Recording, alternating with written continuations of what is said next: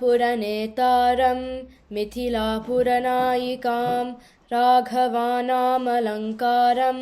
वैदेहानामलङ्क्रियां रघूनां कुलदीपञ्च निमीनां कुलदीपिकां सूर्यवंशसमुद्भूतं सोमवंशसमुद्भवां पुत्रं दशरथस्याद्यं पुत्रीं जनकभूपतेः वसिष्ठानुमताचारं शतानन्दमतानुगां कौसल्यागर्भसम्भूतं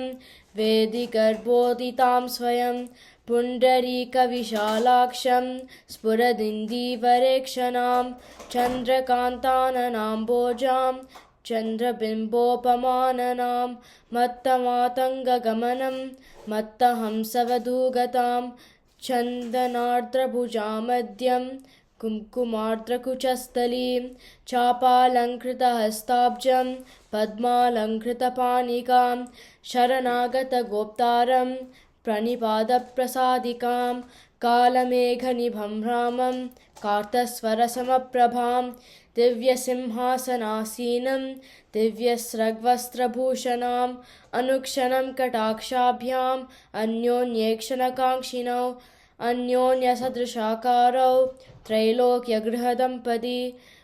इमौ युवां प्रणम्याहं भजाम्यद्य कृतार्थताम् अनेन स्तौति यस्तुत्यं रामं सीतां च भक्तितः